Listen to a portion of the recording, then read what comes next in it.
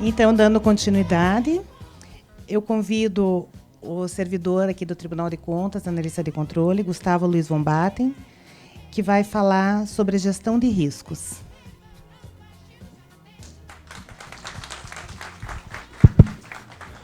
Oi, gente, tudo bom? Você vê a diferença, né? Ontem eu estava em Londrina, a gente estava falando num evento de contabilidade, aí só tinham contadores. A gente falava, bom dia, aí ninguém respondia. Então tá, de novo aí. Boa tarde, gente. Boa tarde. Valeu, obrigado.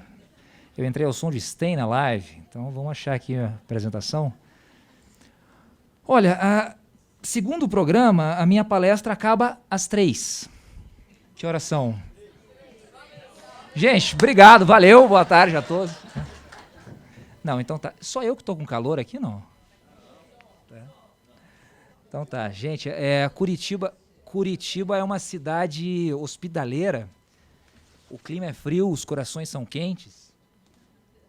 Mas devo confessar que vocês erraram na data do evento. Se fosse semana passada, ou na segunda ou terça, tal, vocês pegaram os piores dias. E eu tenho certeza que vocês trouxeram casaco, cachecol, luva. É verdade ou é mentira?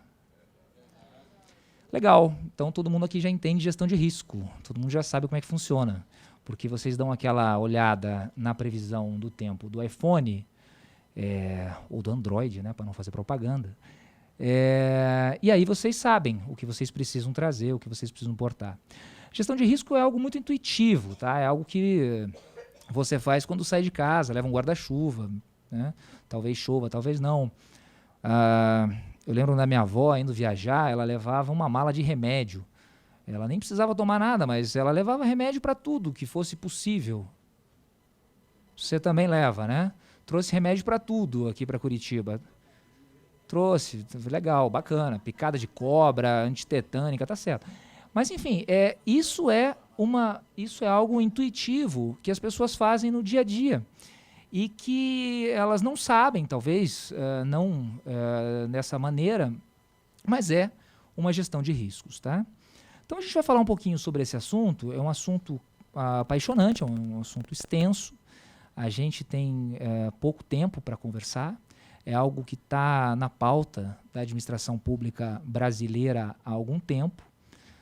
A gente tem experiências pontuais ocorrendo na administração desde o final dos anos 90. Tá? A primeira instituição de grande porte que implementou isso no Brasil foi o Banco Central, foi em 98, mas isso tem muito mais a ver com riscos financeiros, é outra metodologia, inclusive.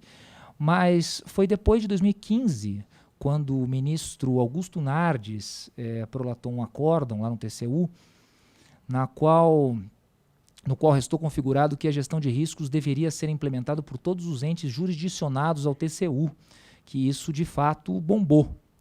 E aí então, a partir de 2015, foi engraçado, porque o próprio TCU, alguém tem TCU aí, não? Não sei se vocês conhecem o Horácio Saboia. Horácio Saboia Vieira, ele veio aqui há pouco tempo, o grande mestre Horácio, aí estiver olhando pelo Facebook, um abraço para você, Horácio. O Horácio, no TCU, tinha um programa de intercâmbio com o Canadá. Então, eles mandavam um servidor lá do TCU passar um ano na Auditoria Geral do Canadá. E ele foi fazer esse programa em 2001. E aí, quando o sujeito voltasse, ele tinha que implementar alguma coisa que ele aprendeu, para justificar, né? O sujeito foi para o Canadá, ficou um ano lá, sendo remunerado pelo TCU. E aí ele trouxe essa história de gestão de risco. Tá? Ninguém deu bola para ele, na verdade. Ele voltou em 2002, continuou falando, 2003 e tal. E ele é daquela turma, talvez vocês conheçam, é a turma de 94 do TCU, uma turma famosa. Tem ministros, acho que o Benjamin Zimler é daquela turma, o procurador, acho que o Júlio Marcelo, se não me engano, também o nosso auditor aqui do Tribunal de Contas do Paraná, o Dr. Sérgio Valadares, é daquela turma, e o Horácio foi o orador. Então ele ficou lá batendo nesse assunto, gestão de risco, mas o TCU, quando em 2015 determina aos jurisdicionados que implementem esse sistema, ele mesmo não tinha feito. Então o sistema de gestão de risco estruturado do TCU, ele parte de 2016. E aí a coisa foi indo, outros entes foram implementando, o Superior Tribunal de Justiça, a AGU, a Procuradoria-Geral da República, diversos tribunais de justiça, TRFs, TRTs, e a coisa foi se espraiando também para os tribunais de contas. Eu não sei se tem alguém do Rio Grande do Sul, hein? Já foi, tá? Então, porque lá no Rio Grande do Sul eles têm uma experiência bacana. O Tribunal de Contas Gaúcho, ele é certificado desde 2005 pela ISO. É o primeiro e único tribunal que é inteiramente certificado pela ISO. Tem alguns tribunais que têm processos certificados, é o caso do TCM de São Paulo, salvo engano. Mas eles têm essa ISO certificada desde 2005. Isso gera uma cultura organizacional bastante diferente na parte de gestão. E como a ISO, a partir do ano 2015, também passa a exigir a implementação de uma matriz de riscos, o TCE Gaúcho também está na vanguarda desse processo. Então, é um case de sucesso aí também para analisar. Um abraço aí também para o Sandro, DG lá do Rio Grande do Sul. Um abraço para o André Dieter, que é o responsável pelo processo por lá. Tá? A gente fala assim, né? Porque é a câmera, né? Vai que o cara está assistindo. Então, a gente vai começar a nossa palestra sobre gestão de riscos. A gente vai dar um foco maior em gestão de pessoas. Tá? Mas a gestão de riscos é uma ferramenta de governança, é uma ferramenta que pode ser aplicada em diversas áreas. A gente ontem estava falando sobre gestão de riscos em contabilidade pública. Então, é uma metodologia que é um pouquinho diferente, né? Existem algumas preferências para uma outra seara, mas é algo que está aí na pauta e que deve ser incorporado por todos. É uma exigência legal. A matriz de riscos já existe como previsão desde a lei das PPPs de 2004, a gente tem isso na lei das estatais, a gente tem isso na nova lei de licitações, né, que não é tão nova assim, o projeto é de 95, mas está lá a matriz de risco nas contratações. Então, risco é um assunto que deve ser entendido a todos. Então, a gente vai começar falando de um matemático húngaro, Abraham Wald. Um abraço para a família do matemático Abraham Wald também, se estiver assistindo aqui no Facebook. O Abraham Wald, ele nasceu em Cluj-Napoca no ano de 1902, atual Romênia, e ele é judeu. Ele se exilou nos Estados Unidos da América. Estou contando essa história porque a Carla sempre pede para eu contar isso, eu nem acho interessante, mas enfim. E aí o que acontece? Ele foi trabalhar na Universidade de Columbia, em Nova York, durante a Segunda Guerra, e coube a ele a seguinte tarefa. Esse exemplo é do professor Renato Fenili, tá? Grande abraço, professor Renato. Os aviões norte-americanos estavam sendo abatidos com bastante frequência durante a Segunda Guerra pelos países do eixo. E aí, o que foi encomendado ao professor Abraham? A gente precisa blindar o avião. Tá? Só que vocês sabem, até hoje o avião não consegue ser blindado 100%, porque, afinal de contas, o avião fica muito pesado, não voa, ou ele consome um combustível absurdo e também não voa. Então, aí não funciona. Então, o professor Abraham Wald, ele elaborou um estudo com todos os aviões que retornavam das missões de guerra à época. E esse é o mapa, né, o mapa que consta aí para vocês. Então você nota que as zonas vermelhas são as zonas mais alvejadas. A sacada do professor Wald é relativamente simples. Tá? É preciso lembrar que esses são os aviões que retornavam das missões. Então, tendo em vista que esses eram os aviões que voltavam, isso significa que quem tomava tiro ali voltava, né? E então isso não é tão ruim. Portanto, o que o professor Wald disse é, vamos fazer o seguinte, gente, vamos blindar aquela parte dos aviões que não tem tiro. É a parte mais suscetível, porque provavelmente, se um avião toma um tiro naquelas áreas, ele não está nossa estatística, porque ele caiu. E foi isso que eles fizeram. E isso ocasionou uma grande vantagem para a Força Aérea Norte-Americana na época, e, bem, eles ganharam a guerra, né? Tá, e o que tem a ver com gestão de pessoas, né, gente? Bom, a gente tem que conhecer as nossas vulnerabilidades. A gente precisa saber onde é que a gente está, onde é que estão nossas fraquezas, quais são os nossos pontos fracos. E a gente precisa pensar isso, assim, de cabeça fria. A gente tem um pouco de hábito na administração pública de sempre estar apagando incêndio. Então a gente espera a coisa dar errado e daí a gente se vira. Mas a gente precisa pensar um pouquinho antes, a gente tem que estar sempre um passo adiante no nosso pensamento. A gente vive hoje em uma era da informação. Tá? É uma era em que a informação está disponível a todos, mas nem todos sabem utilizar o conhecimento disponível. As informações são muitas, e quando a gente está falando disso, a gente está falando, assim, base de dados, fichas, avaliações, vocês todos trabalham com isso o tempo todo. Mas será que a gente sabe realmente utilizar essas ferramentas para que a gente possa construir uma gestão mais efetiva, para que a gente possa eventualmente prever eventos que tenham o potencial de causar um impacto negativo nos nossos objetivos? Isso vale para um processo de trabalho, vale para uma unidade, vale para uma instituição. A gente tem que acabar com essa história de surpresa, da gente ter sido surpreendido. Evidentemente que sempre o risco vai existir de qualquer coisa, né? O risco ele nunca é igual a zero, mas a gente tem que fazer com que a probabilidade de que um evento com impacto negativo ocorra seja a menor possível, ou que, em ocorrendo, esse evento traga o mínimo de dano possível. Pessoas. E pessoas são complicadas, e vocês sabem disso melhor do que qualquer um. Os servidores são pessoas.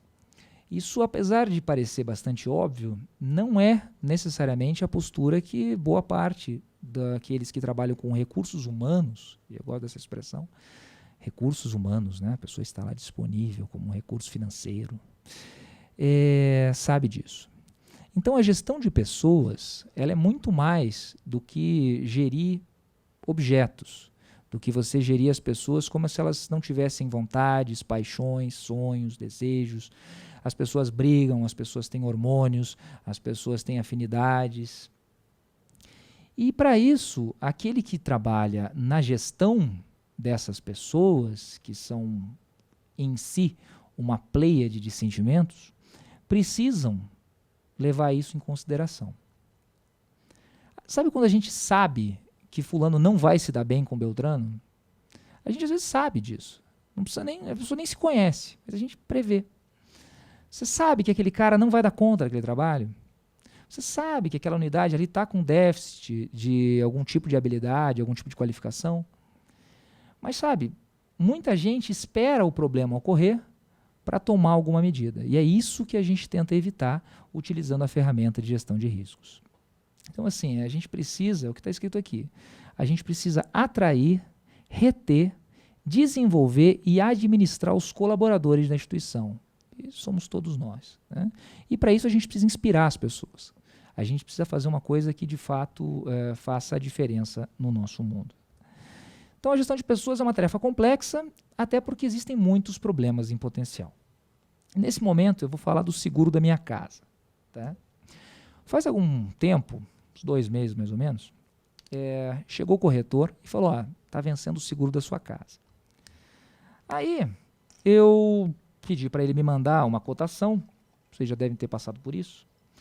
E aí vinha lá, tinham vários tipos de cobertura. Aí tinha lá cobertura de incêndio, tinha cobertura de roubo, tinha cobertura de furacão, vendaval.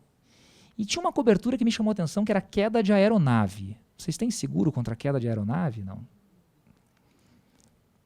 Então é interessante, né? Porque é bem barato o seguro de queda de aeronave, mas você pode marcar sim ou não. E aí, quando eu estava preenchendo com a minha esposa, eu pensei, pô, será que eu marco o seguro de queda de aeronave, cara? Será que vai cair um avião na minha casa? Pô, eu vou marcar. E sabe por que eu marquei? Porque, assim, não vai cair um avião na minha casa, né? Mas e se cair? Pô, se cair, eu me dei mal, né? Se cair, minha casa foi pro brejo. Foi tudo. E é engraçado que do lado tinha lá seguro de roubo. Alô, ladrão. Facebook. O seguro de roubo é um negócio que eu não marquei. Eu não marquei seguro de roubo. Veja que é muito mais provável, tomara, né, que seja muito mais provável que roubem a minha casa do que caia um avião nela. A diferença é que se entrar um ladrão na minha casa e levar minha televisão, se ele quiser aqui, eu nem sei porque ele vai querer, mas enfim, se ele quiser ir roubar minha televisão, eu dou conta.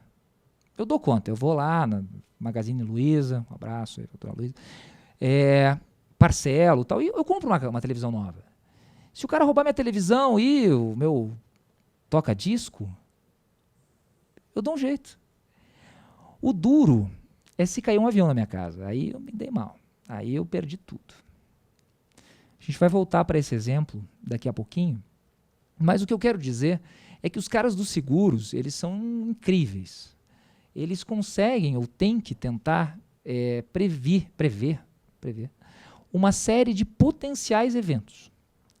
Vamos lá em gestão de pessoas. O que pode dar errado com gestão de pessoas? Eu peço a vocês que, por favor, levantem a mão e digam alguma coisa que pode dar errada em gestão de pessoas. Vamos lá. Eu tenho alguns exemplos aqui. Tá? Então, aí pode ser um problema e pode ser uma solução. Mas vamos lá. Alguns problemas ligados à gestão de pessoas. Alguns riscos em potencial, né? Veja, tem desde o desprestígio dos servidores junto à sociedade. Tem alguém do Tribunal de Contas aí do Rio de Janeiro? Mato Grosso? TCU? Né? Às vezes acontece, né, de a gente ter escândalos vinculados a alguns tribunais, infelizmente. E a gente sabe que esses escândalos, eles muitas vezes, ou geralmente a gente espera, sejam circunscritos a alguns agentes públicos. Pode ser um membro, pode ser um servidor, mas de qualquer maneira não é a instituição toda, não é todo mundo que trabalha em determinado lugar que é ruim. Né? Não é todo mundo que é filiado a determinado partido político que é ladrão. Não é todo mundo que votou em fulano que quer xingar a primeira dama da França. Um abraço, dona Brigitte. Então, assim, a gente tem que parar e pensar sobre isso. Existe um risco à integridade, tá? Que é real. Tá? Existe um risco à integridade e a gente precisa tomar a conta. Isso é um problema ou não é um problema de pessoas? A gente tem ausência ou abandono de iniciativas de padronização e de melhoria de procedimentos administrativos. A gente tem rupturas, a gente tem gestões que acabam, sabe, a pessoa faz uma coisa boa, aí de repente muda a gestão, vem um outro cara e acha que está tudo errado, muda todo o procedimento, fala mal do gestor anterior, aí depois muda, o outro também fala mal do cara, enfim. Então o abandono, essa falta de continuidade, a gente estava conversando com o Horácio agora há pouco, um abraço, Horácio, que está aqui, é real, tá? É real, é um problema. Desvios éticos, legais, né? Porra, tem cara que é bandido, porra, tem cara que é ladrão, tem cara que é corrupto, né? Tem médico corrupto, tem advogado corrupto, tem servidor público corrupto, tem membro de tribunal de conta corrupto, tem, ué. O sujeito é humano, é complexo e há quem caia nessa tentação. Então isso é um problema em potencial. A gente tem outras um pouco mais formais, né, desequilíbrio entre cargos, muito cargo em comissão. Tem algum tribunal aí que não tem cargo efetivo? Não, né? O pessoal comissionado não está aí na palestra. Modelos, estilos e atitudes gerenciais inadequadas, será que tem isso? Falta de pessoal, né? Falta de níveis de capacitação, falta de motivação, né? Problemas na parte de punições, né? O pessoal que usa um sistema de processos administrativos para intimidar, às vezes acontece, né? Ou não acontece nunca isso. Né? Culturas e climas organizacionais impróprios, falta de comunicação. Então, assim, vocês percebam, e vocês sabem disso, é um rol meramente exemplificativo, números apertos, de potenciais problemas na gestão de pessoas. A Tricom, quando ela fala, eu presumo que alguém tenha falado disso para vocês ao longo desses 1 dia e meio que vocês estão reunidos, eles estavam aqui semana passada, o conselheiro Hanna, acho que estava tendo um evento aqui, né? Eles estavam aqui nos avaliando e eles avaliaram, a gente fez a autoavaliação, como todos aqui sabem, e em 4 grandes áreas ligadas à gestão de pessoas. Só que a gestão de pessoas ela perpassa não só o que é a TC número 8, que chama de gestão de pessoas, como também quase todos os outros QATCs. Né? Então, assim, um servidor pouco motivado, um servidor que não exista, né? Ou um servidor, enfim, pouco qualificado, ele vai dar problema lá na fiscalização da saúde, da segurança pública, ele vai dar problema em todas as atividades meio e fim dos nossos tribunais. Portanto, a importância da gestão de pessoas, eu preciso dizer, é fundamental. Mas eu vim aqui falar sobre gestão de riscos, e não sobre gestão de pessoas, propriamente dito. Então eu preciso falar sobre o que são riscos. Tá? Veja, riscos, pela definição da ISO, um risco é um desvio positivo ou negativo relacionado ao resultado esperado em um processo, projeto ou qualquer outro objetivo. Segundo a COSO, as normas COSO 2, riscos são eventos que podem gerar impacto tanto negativo quanto positivo ou ambos. Para o PMBOK, diz, risco é um evento ou condição incerta que, se ocorrer, terá um efeito positivo ou negativo sobre pelo menos um objetivo do projeto. Então, assim, o que a gente quer destacar dessas definições? Primeiro é que o risco ele tem uma ambivalência aqui, né? A gente tem uma definição de risco e é muito mais intuitivo a gente pensar num risco negativo. O risco do sujeito tropeçar, o risco do sujeito ter um problema. Mas existe uma dimensão diferente que é do risco positivo, aquilo que a gente também chama de oportunidade. O TCU, por exemplo, no sistema de gestão de riscos deles, fez questão de separar. E a palavra risco para o TCU significa risco negativo, enquanto risco positivo seria tratado como oportunidade. A gente aqui no Tribunal de Contas do Estado do Paraná fez exatamente a mesma coisa no nosso manual, que aliás está sendo lançado daqui a 2 semanas, tá? Estão todos convidados aí a entrar no nosso site.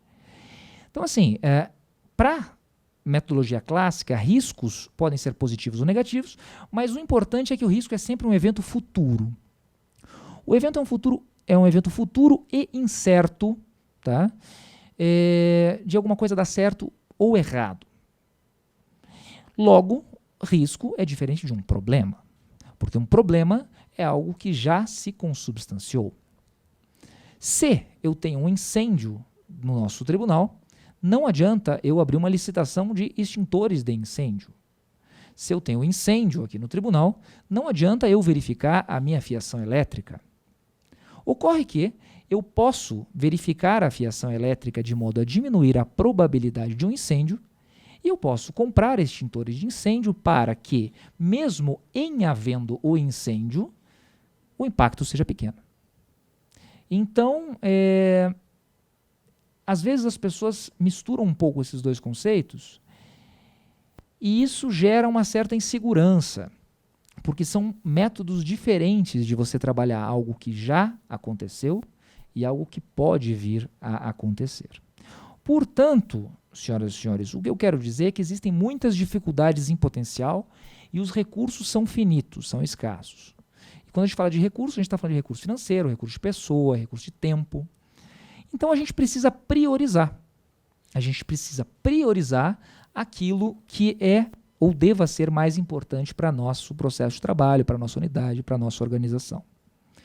Portanto, essa priorização demanda atividade de planejamento e a gestão de riscos é uma ferramenta de planejamento. Ok? Então, falando um pouquinho mais sobre o processo de gerenciamento de riscos, a gente precisa conhecer, e essa aqui é a normativa ISO, que o processo de gerenciamento, a gente usa dois termos diferentes, que é gestão de riscos, que é uma coisa assim mais estratégica, está no nível diretivo, da cúpula das instituições, e um processo de gerenciamento de risco, que é aquela coisa mais operacional. Tá? E esse é o processo de gerenciamento de riscos a rigor. Está escrito gestão, mas a rigor é um processo de gerenciamento de riscos. Ele só passa a ser um processo de gestão de riscos a partir do momento que esses riscos sejam conhecidos como riscos-chave, que são aqueles riscos que têm o potencial de impactar a instituição como um todo. Mas vamos lá. Então, primeiro, o que a gente faz? A gente busca conhecer, a gente precisa escolher um objeto a ser tratado, né, a ser examinado por um processo de gerenciamento de riscos, e conhecer o contexto no qual ele está inserido. Então, para isso, a gente tem uma série de ferramentas, né? Tem uma ferramenta que eu particularmente gosto muito, que chama Canvas, né? Que é desenvolvida lá na FGV, vocês já devem conhecer. Então, assim, é uma maneira de você refletir. Esses processos, muitas vezes, se for um processo de trabalho, muitas vezes eles não estão mapeados, então você se obriga a fazê-lo para conhecer melhor o seu trabalho. Agora, o importante destacar desde o começo é que o gerenciamento de riscos ele sempre é feito por aquele que trabalha em determinado setor. Não é um setor externo que vai chegar para alguém e dizer, ó, você vai fazer seu trabalho assim a partir de agora. Não é assim que funciona, até porque isso é contraproducente. Quem conhece os riscos envolvidos com o seu trabalho é aquele que está lá no dia a dia, né? Não é aquele que vem de fora. O facilitador, ele simplesmente emprega metodologias de modo a que esse conhecimento que já existe saia, seja expresso e consubstanciado num relatório. Então, assim, os riscos, e aqui a gente está dando o exemplo do nosso manual aqui, mas ele vale para todos vocês, ele vem de diversas fontes, né? Podem ser riscos operacionais, gerenciais, estratégicos, orçamentários, ambientais, riscos externos. São muitos os potenciais problemas, né? Então a gente parte de um estabelecimento de contexto, identificação dos riscos, e a partir do momento que você tem os riscos identificados, pelo menos os principais, você parte para uma análise dele, né? É uma análise de probabilidade e impacto. Então a gente entra nessa matriz. Essa é a matriz do TCU, mas essa matriz poderia ser 3x3, poderia ser 7x7, poderia ser 10x10. Então, assim, a grosso modo a gente tem no eixo Y o impacto e no eixo X, abscissas ou ordenadas, como é que é? Lembra disso? Um abraço, tia Dulce. Probabilidades, né? Então, assim, a rigor, a gente tem aqui 5 categorias de impacto, desde uma coisa que praticamente não traz dano a determinado processo, ou instituição, ou objeto, até um impacto muito alto, algo devastador. E a gente tem a probabilidade, né? Muito baixa até muito alta. E aí existem metodologias para definir o que é algo com uma probabilidade ou impacto baixo. Existem metodologias distintas e cada instituição, o ideal é que customize isso, porque nem tudo que do que eu posso achar alto, você acha e vice-versa. Então, assim, a gente coloca isso numa matriz, tá? Aí, numa matriz, a gente percebe que, via de regra, aquilo que a gente deve tratar primeiro, deve priorizar, é aquilo que está ali no ponto direito alto da tabelinha de vocês. Algo que tem uma probabilidade grande de acontecer e que vai causar um impacto relevante. Isso é algo intuitivo, né? Mas que a gente colocando numa matriz torna a coisa um pouco mais clara. Veja, suponha que você mapeie, 50 riscos em um determinado processo.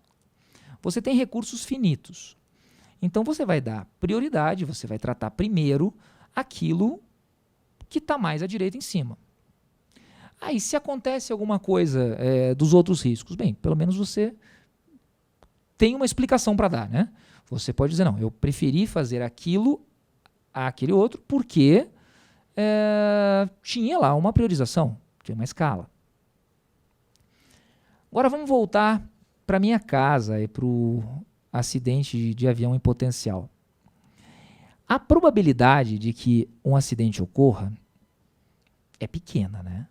É bem pequena, é muito baixa. Então a gente está naquela primeira coluna.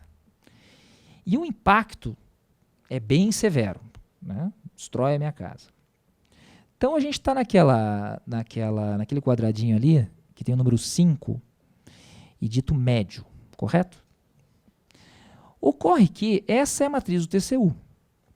Para o TCU, aquilo que está em vermelho é aquilo que a gente necessariamente deve tratar.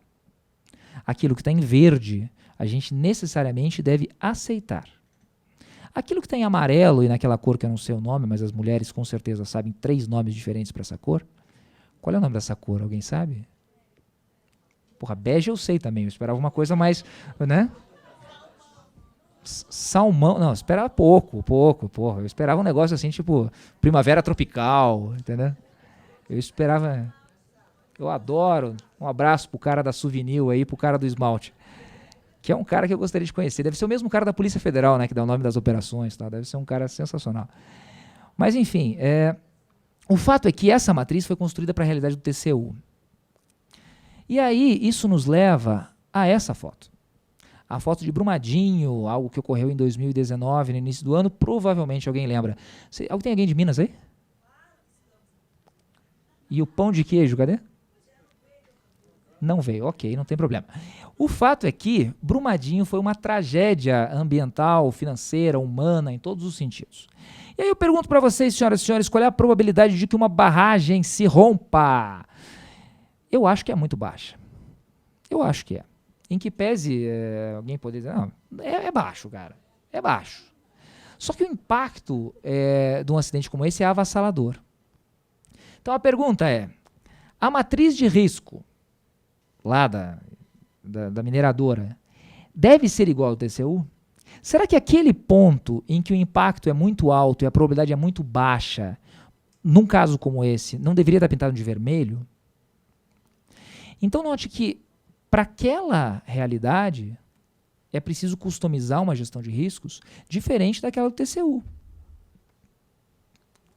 Então assim, se alguém tivesse pintado em vermelho uma matriz como essa lá na mineradora, provavelmente não teria construído o refeitório exatamente aos pés da barragem que se rompeu. Então, assim, gestão de riscos, senhoras e senhores, é algo que a gente precisa estar atento no nosso dia a dia. Porque da mesma maneira que ninguém acreditava que aquela barragem fosse se romper, e eu, sinceramente, não acredito que vai cair um avião na minha casa, a gente precisa se precaver. Então, o impacto das coisas é relevante. A gente está trazendo aqui no Tribunal de Contas do Paraná, no próximo dia 30 de setembro, o Sidney Furtado. O Sidney Furtado, ele trabalha na Defesa Civil de Campinas. Tem alguém de São Paulo aí? Trabalha na Defesa Civil de Campinas e ele é responsável por um programa das Nações Unidas aqui no Brasil, chamado Cidades Resilientes. Então, ele é o cara, ele trabalha na Defesa Civil, e é o cara da mão na massa, e é o cara que toca um projeto nacional em que as cidades têm que se preparar para potenciais eventos extremos. Então, eles têm uma cartilha do que fazer em cada situação. E é diferente. Evidentemente que a matriz do pessoal lá de Minas é diferente da matriz do pessoal do litoral fluminense, que é diferente da matriz do pessoal do sertão nordestino e tal. E essa mesma matriz ela serve para as unidades de vocês, serve para os processos de gestão de pessoas, serve para os departamentos, para as diretorias e para as instituições como um todo. Então tá, a gente colocou na matriz os eventos de risco, né? A gente tem essa priorização, a gente faz uma avaliação e a gente escolhe alguns riscos para serem tratados. E no tratamento, e essa aqui é uma matriz Boltai, que é uma ferramenta das ferramentas possíveis, a gente tenta identificar causas e consequências de um determinado evento de risco. As causas, quando a gente desidentifica, a gente pode chegar em medidas preventivas. Aquela história da verificar a instalação elétrica, você evita a probabilidade de um determinado dano. Quando você identifica as consequências, por sua vez, você consegue minorá-las com medidas mitigatórias, que é o exemplo que eu dei do extintor. Então, assim, um sistema de gestão de riscos ele serve para padronizar, formalizar, institucionalizar procedimentos, né? Aquilo que, às vezes, uma unidade ou outra, o pessoal de TI gosta muito dessa história de gestão de risco, é algo intuitivo para eles. Mas é preciso que isso fique padronizado, para que gere uma cultura na casa. As pessoas têm que pensar sobre risco. Vou dar um exemplo outro para vocês. No Tribunal de Contas da União, ano passado, teve eleição, né? E vocês devem lembrar que o Brasil estava polarizado, estava difícil ali a situação, o pessoal do Bolsonaro, o pessoal do Haddad, o pessoal do Cabo Daciolo, estava todo mundo ali mobilizado. E aí o TCU pensou em fazer um evento lá, um debate, chamar a turma e fazer um debate assim no auditório deles. E o processo, foi criado lá um processo administrativo, o negócio rodou na casa e chegou no jurídico deles. E o jurídico do TCU disse algo mais ou menos assim: olha, não tem nenhum problema, tá, de fazer esse evento. Tá? Isso está de acordo com a lei eleitoral, a gente, né, enfim, quer fazer, faz. Só que daí o cara escreveu assim: mas será que vale a pena fazer esse evento aqui? Tipo, hashtag fica a dica, sabe qual é? O cara falou: pô, vamos fazer um evento aqui no TCU, depois dá um problema aqui, manifestação, alguém fala alguma coisa que não podia... Enfim, né, a gente depois vai ter que julgar contra esse pessoal. Então, se pudesse pular, essa era uma boa. E os gestores do TCU, eles abarcaram essa ideia do jurídico deles. Falaram, quer saber?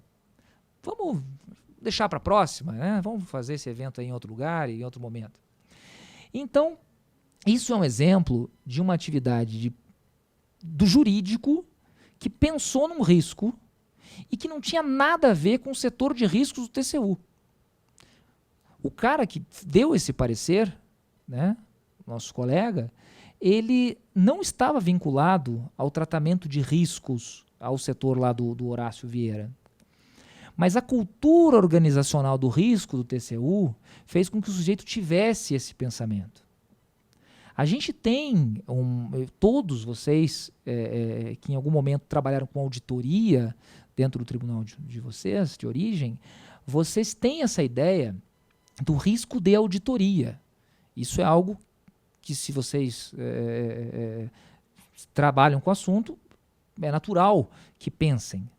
Mas muitas vezes esse risco de auditoria, ele não é levado para outros setores da casa. Então, a gente tem que parar de ficar apagando incêndio.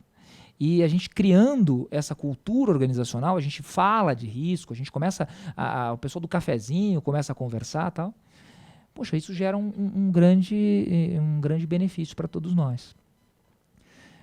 Além do que, o sistema de gestão de riscos tem uma outra grande vantagem, que é subsidiar a tomada de decisões por parte dos gestores. Porque aí, quando você chega para o fulano e fala assim, ó, você tem 2 compras aqui para fazer, X e Y. Se você chega para o sujeito e fala assim, escolhe aí, o gestor, X. Ou se fosse outro dia, Y. Mas quando você fala, olha, se você comprar isso, vai acontecer isso, pode acontecer aquilo. Estou dando um exemplo de uma compra, tá? Mas isso vale para praticamente tudo. Vale a pena colocar um servidor aqui nessa área? Vale a pena lotar ele lá? Será que organizar um curso disso não vai gerar um benefício? Não, mas o curso é mais caro. Pô, mas será que o benefício disso lá na frente não compensa? Então esse negócio do pensar adiante é um negócio fundamental e subsidia o gestor para que ele possa, alguém que no futuro venha examinar o que o sujeito fez naquele período, ele fala, não, realmente, ele fez aquilo porque ele não fez aquele outro. Entendeu? Ele, pensando em uma priorização, priorizar necessariamente é deixar de fazer algo. E um último aspecto importante da gestão de riscos é a responsabilização.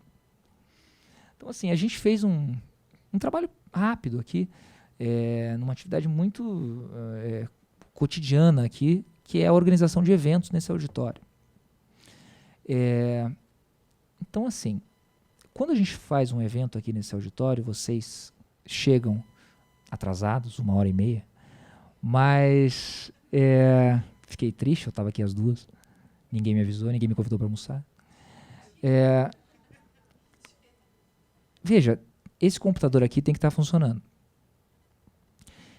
Eu trouxe um pendrive. Esse pendrive tem que estar compatível com o sistema operacional desse computador. A minha versão do PowerPoint lá tem que ser uma versão que rode aqui. Eu tenho um passador de slide que está ali. Ele tem que estar ali. Isso aqui tem que estar funcionando, né? Normalmente essas telas ficam recolhidas, elas têm que estar aqui abaixo. O pessoal do som, um abraço aí, Murilo, tem que estar ali disponível. Aquela tela ali é fundamental. As câmeras, a gente tem que ter energia elétrica, a gente tem que ter café. Tem uma lista de presença ali na frente, tem que ter caneta azul, porque não pode ser uma caneta verde. A caneta tem que estar funcionando. Não pode ter só uma caneta, porque chega várias pessoas ao mesmo tempo, às vezes uma caneta falha. Aí tem o cafezinho. Quem cuida do café aqui, normalmente, não sei como é que está no evento de hoje, mas é a menina da copa aqui de baixo. Só que a copa, no andar de baixo, ela também atende outras unidades. E às vezes acontece, a gente precisa de um café aqui, só que a menina da copa está atendendo o pessoal da DTI, lá da informática. Mas e daí? E aí, a partir do momento que você faz uma matriz de riscos, você identifica todos os riscos em potencial que podem ocorrer na realização de um evento aqui no auditório. Um procedimento muito, muito, muito simples, a princípio, mas que envolve uma série de potenciais eventos negativos. E aí a gente começa a pensar e a gente fala, Murilão, você é o cara do som, cara. Então, assim, o som é contigo. Se der algum problema no som, é com você. Isso é um problema para o Murilo, mas, por outro lado, se der problema no café, não é com o Murilo.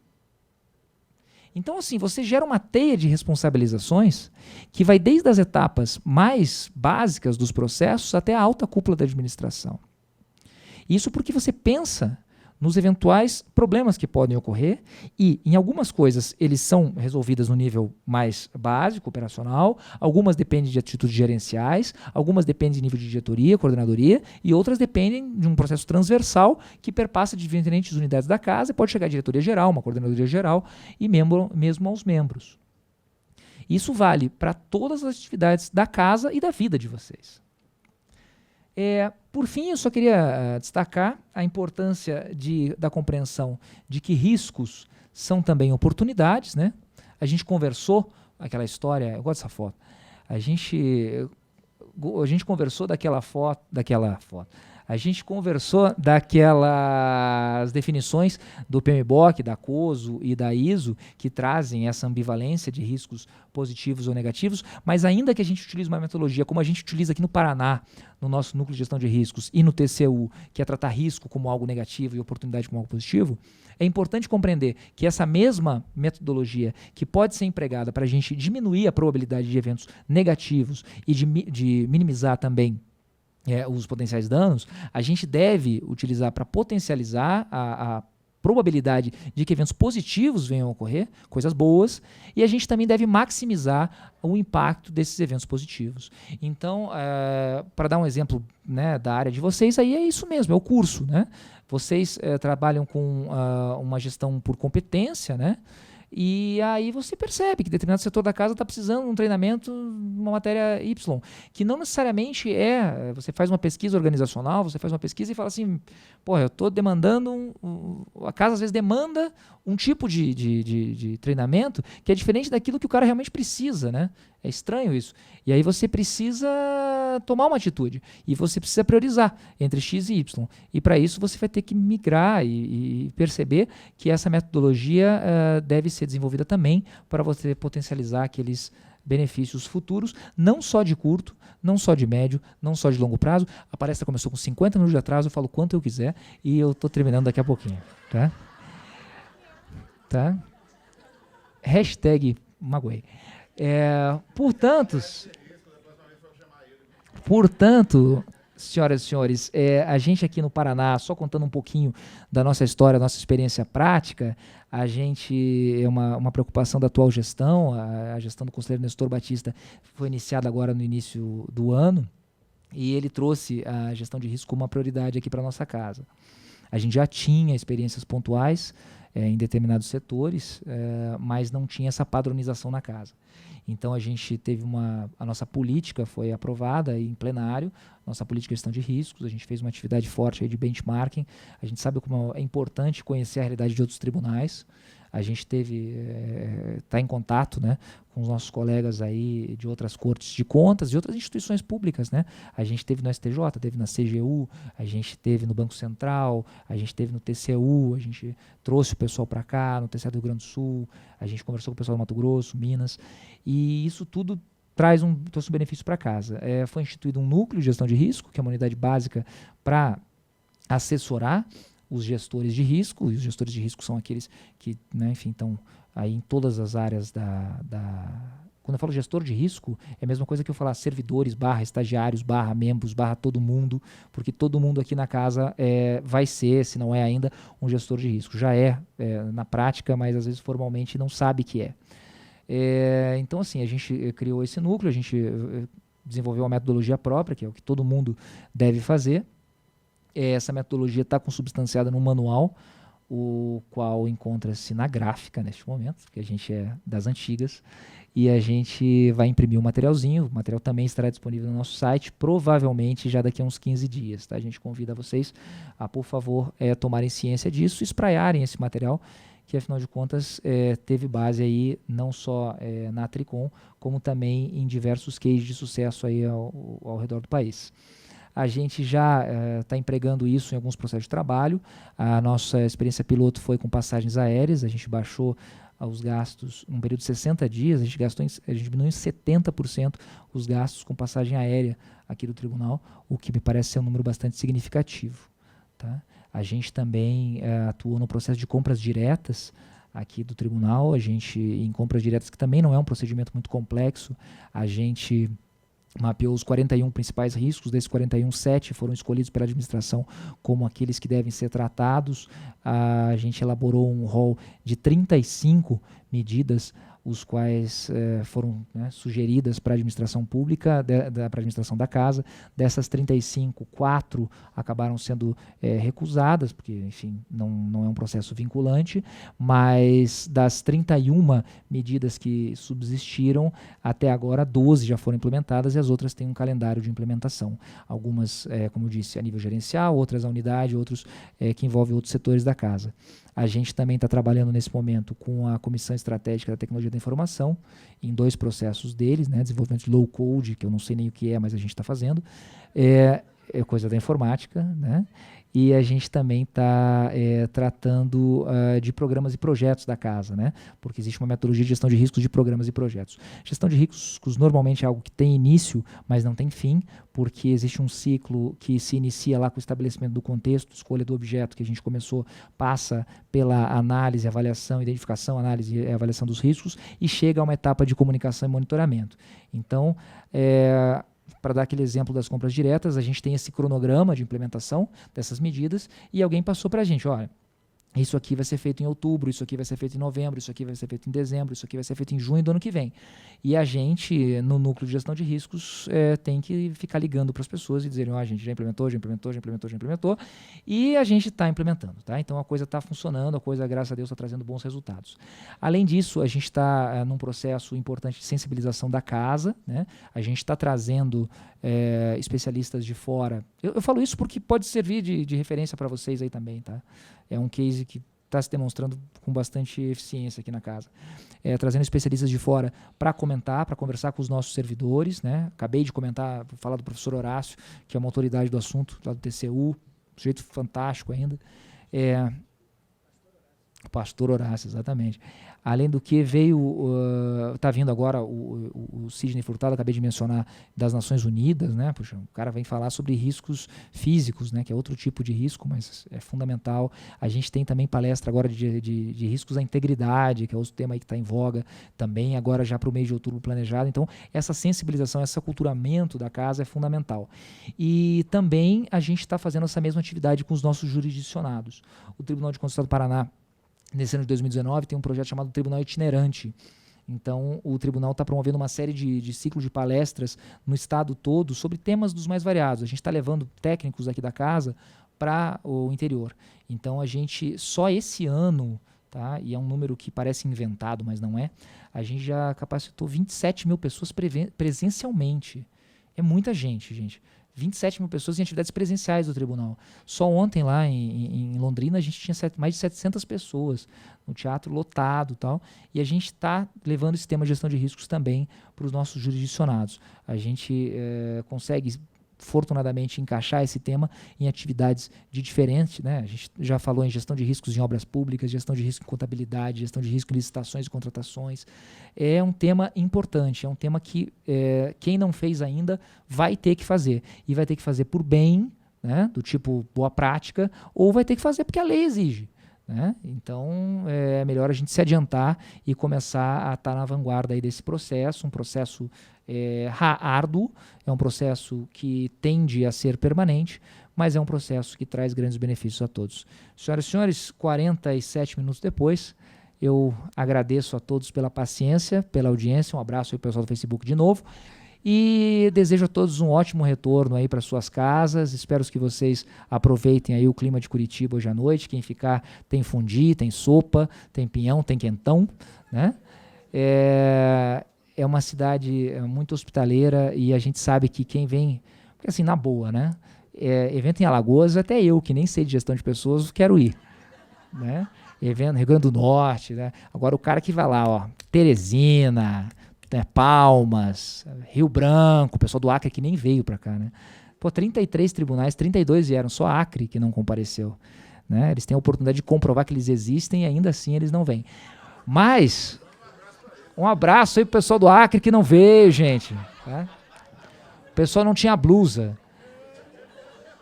Não, tô brincando, é um abraço pro Acre mesmo, nem conheço, nem sei o que tem lá. Mas enfim, o fato é que, senhoras e senhores, é uma honra estar aqui. O pessoal fez uma gestão de risco, percebeu que o clima lá, a previsão do tempo é melhor lá do que aqui. E assim, a gente está de portas abertas, sabe que quem vem para Curitiba é raiz mesmo, a gente que vem colaborar. O nosso tribunal tem algumas coisas, bastante coisas, né, que a gente pode demonstrar aí. A gente também tem muito a evoluir e conversar com vocês e ter esse fórum permanente, aberto. Conversei com a Cléo ali, ela disse que vocês têm até um grupo de WhatsApp, não sei o que, de gestão de pessoas, que deve ser bem mais animado que de contabilidade. Mas, memes, tá? Eu imagino, né, meme de contabilidade, né? Deve ser sensacional. Cálculo, daí mostra lá um rim. Né? Deve ser... Enfim, gente, obrigado por tudo, valeu, boa viagem, grande abraço.